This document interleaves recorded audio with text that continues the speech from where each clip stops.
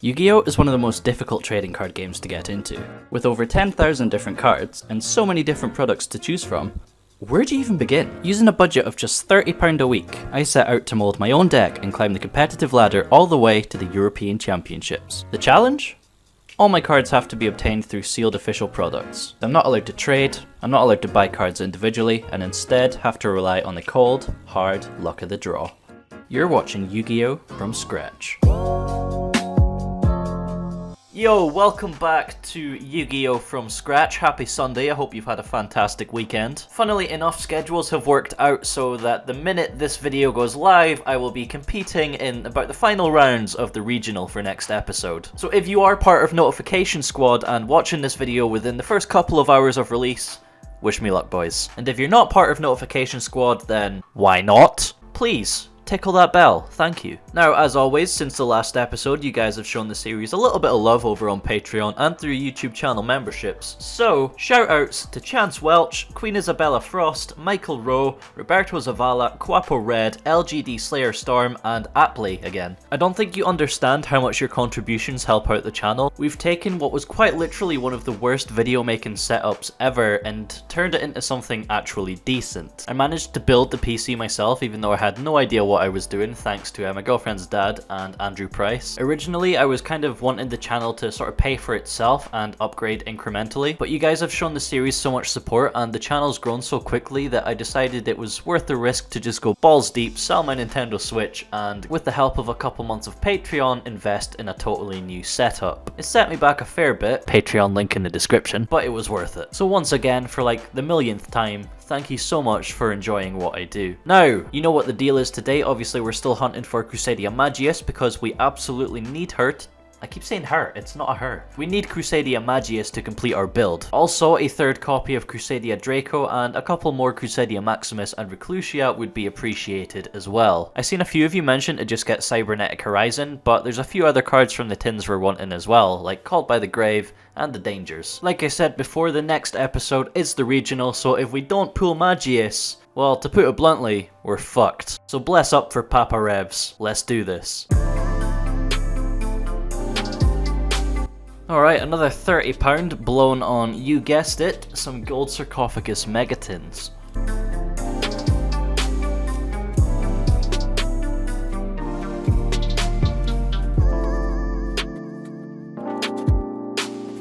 Here we go, lads, no messing around, let's just dive right in. Obviously we're trying to get that playset of Dark Ruler No More now that we've completed the Nibiru playset. I think it could actually come in quite clutch this format against the Spiral boards. Speaking of, that deck is ridiculously expensive, man. 3 Apollousa, 3 Magician's Souls, and 3 Extravagance. That alone is like £750, it's mad. I'm actually curious if we'll see any at the regional because Scottish meta is usually just random stuff. But anyway, here in the promo pack we have Blue Eyes Alternative Ultimate Dragon, Magician of Black Chaos Max, there we go, we got 1 Dark Ruler No More, Raigeki, and the Winged Dragon of Ra. So far so good, even with just the 1 Dark Ruler No More, I think I might put it in the side deck anyway because it needs changed around for the new format. But here we have Palladium Oracle Mana, Red Eyes Alternative, and the 2nd Dark Ruler No More. Okay, yeah, perfect, blessed pools, right? So for those of you who were saying to just open Cybernetic Horizon, hopefully you now understand why I opted for the Megatins. Now let's keep up the good vibes. On to the Mega Packs. We have Vorticular Drumgon, Link Streamer, Beast Magic Attack, Cybernetic Overflow, Limit Code, World Legacy's Nightmare, Space Insulator for the rare, Cyber Rev System, Vampire Fraulein, and Salamangreat Heat Leo. Oh well, can't win them all I suppose. We did get a World Wand if we ever do want to go the Orcust route, but that's probably not going to happen. On to pack number 2, we have a Sheep, Cyber Dragon Veer, Bear Hug, Restoration Point Guard, Ballista Squad, Struggle Snuggle, Clock Dragon, World Clown, Nightmare Unicorn, and Danger Jackalope. Okay, so that's actually a really good pack, but we don't really have much use for it. We don't have the space for Unicorn, and we have 2 Jackalopes already, but I think that might be a rarity bump at least. I think for the danger package, all we need right now is one snake, so I would have preferred that, but I'll still take a secret Jackalope. So pack number 3 here, rounding out the first tin, we have Vendread Nightmare, Dragoonity Legion, Link Turret, Noble Knight Custonin, Crossbreed for the Super, Danger Thunderbird, and what's that, like our millionth Dragon Dark? Jesus. I've noticed that the prismatic Thunder Dragon stuff is actually still holding a decent value, so Thunder Dragons, they're not dead, they're not out for the count just yet. Titan Turbo is definitely a deck. On to the second tin here, we have a Heartless Drop-Off, Cybersal Cyclone, Fire Doll, World Legacy Awakens, Trickstar Arena, Mind Meld, Hip Hoshi Mosh Pit, Crusadia Draco Super Rare. Yay, okay, so that's our third copy, and that's exactly what we were looking for. And a bunch of other garbage. Here's a second Spatha. But still no Magius and just 2 packs left. I'm getting very nervous here. If we don't pull it, then we literally cannot consistently make a board, which means we're going to have to go second and try and OTK our way to Euros, and that clearly didn't work last time. Trisbana and Danger Response Team coming in here. Still nothing, which brings us to the final pack of today's episode. Please, cross your fingers or do something, save me. Okay, here we go. We have Transfamiliar, Background Dragon, Waken the Dragon, Psychic Ace, Overheat, Sim Tabler, Altergeist Link, Worldlands, Nessie, and what the hell is that? Whoa! Oh my god. Well, okay, so I've never seen this before in these tins. I've seen no name misprints, but I've never seen a double name misprint. Oh my god. This must be so rare, man. I'm so happy that this is on camera. Wow. Misprint Mommy. We pulled Morgan, the Enchantress of Avalon. Morgan, the Enchantress of Avalon. That is the longest Yu-Gi-Oh card name I've ever seen. Oh man. Okay, so no Magius, which is really, really stressful. But I'll take the misprint. That's awesome. So, I did a little searching and literally could not find anything on this kind of misprint out of the tins. I think we've pulled gold, lads. It's one of a kind. Anyway, as for the deck, we didn't pull Magius, so like before in the last episode, we're playing a Go Second build today. The exact same list, I just decided to swap in a Crusadia Draco. Deck list will be in the description. Now let's go borrow swords some baddies.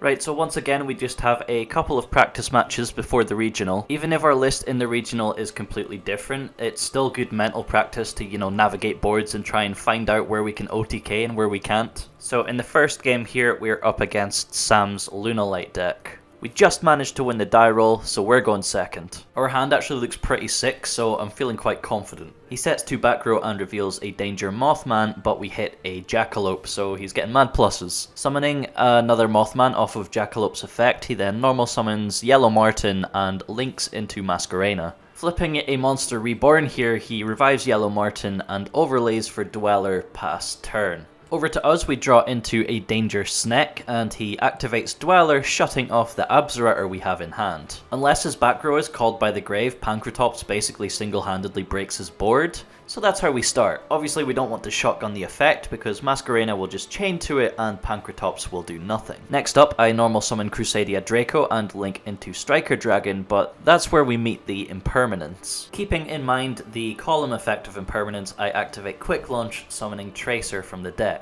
Then, because we control a Rokket, I can special summon Absorouter from hand, and then activate the second Quick Launch and chain Tracer's effect targeting the Quick Launch. This gets us to a pretty stacked board with all 6 monster zones being filled up, but I am locked to Darks from the extra deck. Linking 4 of them into Borrelsword, he then activates the effect of Masquerena. However, I chain Pankratops popping his Dweller, so Masquerena fizzles. Then from there, linking Magnarokket into LP, I summon Red MD from deck, who summons Magnarokket back from the grave, and that is enough damage on the board. Game 2, he makes us go first, and our hand is slightly awkward, but it's still playable. Starting off with Dragon Shrine, I send Galaxy Serpent and World Chalice Guardragon to the graveyard. Then from there, I normal summon Reclusia and activate World Legacy Guardragon to revive Galaxy Serpent. Here I make a big misplay which determines whether or not I'll end on the full board, and that is that I just link both monsters into Lampholinkus. What I should have done was link Galaxy Serpent into Striker Dragon first, so I can get a search for boot sector launch. But moving on, I summon Galaxy Serpent to the zone a link monster points to through the effect of World Chalice Guardragon, and then link into LP. Using the effect of World Legacy Guardragon, I can swap the zones of LP and then activate its effect to get Red MD from the deck. Red MD summons a dragon from the graveyard and we go into a Saryuja. I get a second chance at fixing the misplay from earlier on as Saryuja draws me into a boot sector launch, but I still don't see the play and put it away. Using the effect of Saryuja, I special summon Magnarokket from hand and link into Pisty. Pisty revives Red MD, and then I activate Foolish to send Spiral to the grave. Continuing on with the combos, I get to Hope Harbinger and Romulus, and then at this point I realize I can't summon Tracer because I've already used the effect of Saryuja. So unfortunately, thanks to that misplay in the beginning, I'm unable to end on Savage and instead just have Spheres and Harbinger to see me through. Sam starts his turn by activating Lunalight Tiger with no effect on activation, so I let that go through, that's fine. Next he discards DD Crow. I think he banishes Saryuja from my graveyard and then normal summons Emerald Bird. We then go through like 3 different danger effects filling up his board, allowing him to get to an Apollousa, which I kinda didn't expect. Now he activates the effect of Tiger and I go to negate it with Harbinger, but he drops a Ghost Ogre. Now I believe even though Hope Harbinger's left the field, its effect still tries to resolve and therefore sends Tiger to the extra deck, but I wasn't sure so we just ruled it that it didn't do anything. Tiger's effect is still negated though, so he goes straight to the battle phase and attacks with Apollousa. On attack declaration, I activate the effect of Spheres, so he obviously negates that with Apollousa. Then I activate the second effect of Spheres because it was tributed for cost to summon from the deck, which he allows to go through. Summoning Brotor, he just swings over it with Apollousa and then passes turn to us where we top deck Phantazmay. Now this is where Sam misplays because I activate the effect of Tempest in Graveyard to special summon itself, and he allows it to go through because he thinks his Apollousa has 2/6 attack. Now I'm free to just normal summon Tracer and activate its effect, and with Spiral in Graveyard we get to ding, getting rid of his Tiger, so he has nothing left and we slowly beat him down.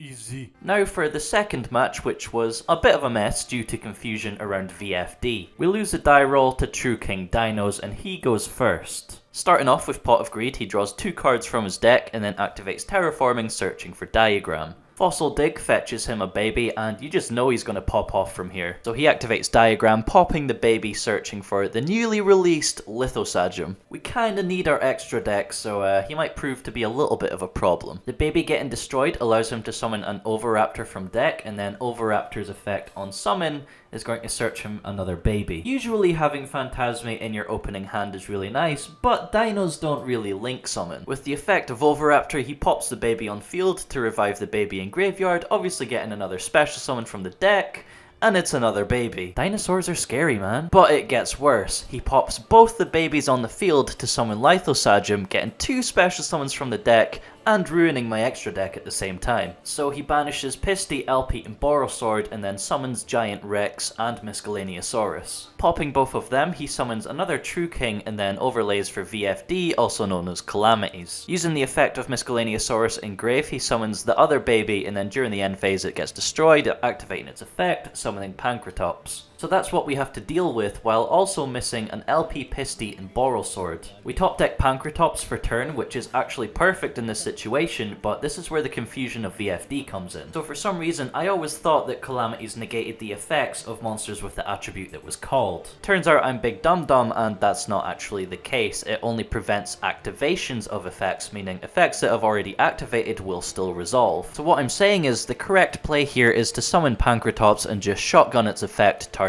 Calamities. I think Walker also believes it works this way because he tries to force out my Pankratops with his Pankratops and then declares Earth in response to mine. Read the fucking card, idiot! We do eventually figure this out, but only after I lose game 1. So game 2, I side in my ogres, I get rid of Fantastical, and we make him go first again. We're blessed with a second chance to learn from our mistakes because he ends on a board of just Calamities, and we open Pankratops again. Doing things correctly this time, I destroy his Calamities with Pankratops, and he does chain the effect, stopping me from building a board, but he has no resources left, so he's not really going to be able to come back. I end on a red MD and set quick launch just in case he is able to do something and pass it back over to him. Thanks to Diagram, he is able to summon a True King and banish my red MD, but that's literally all he has. In his battle phase, I flip quick launch, protecting myself and setting myself up for next turn as I'll get a summon summon during the end phase. So out comes Tracer, and then we top deck Ash for turn, but we literally have nothing to worry about now. We're free to just do whatever we want. So combo.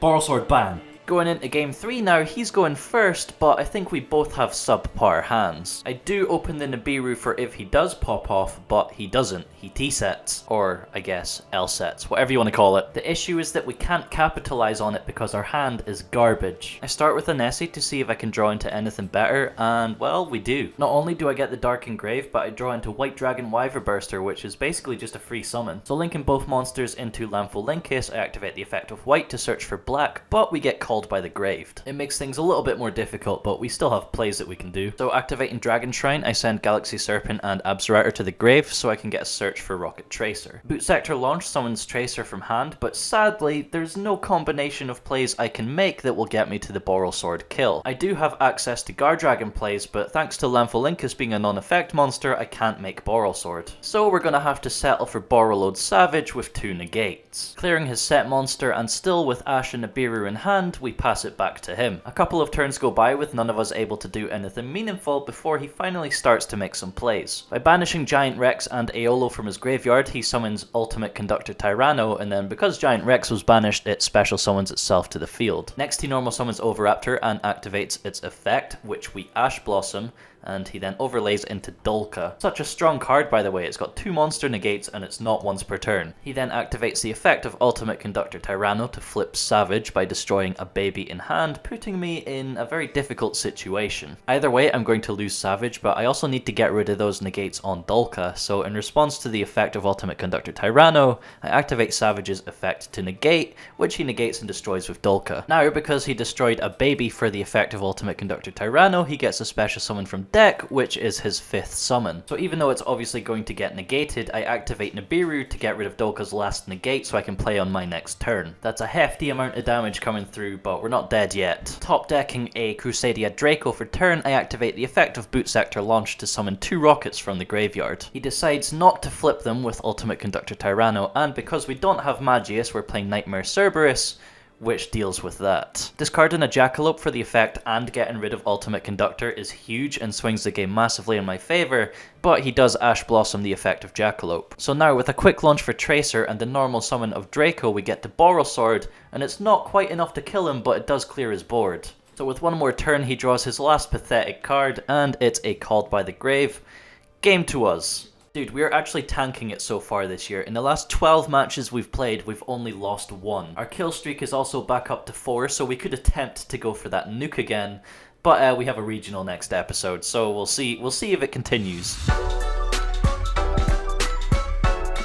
Right, so once again, we really don't want to analyze the deck's performance today because we're still stuck in that limbo of not having Magius. Next episode is the last chance to pull it before the regional, so it's literally make or break. Regardless, I'm going to do my best to make it the greatest episode in the series so far, so you're going to want to be there for that. Smash the bell, drop a like, share the series with a friend if you're enjoying it that much, and I'll see you in the next video, which is going to be the Can You Build a Deck with Ignition Assault. Goodbye.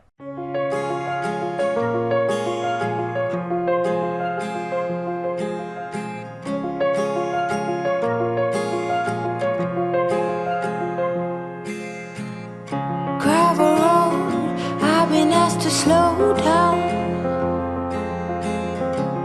Fireplace, do you know how?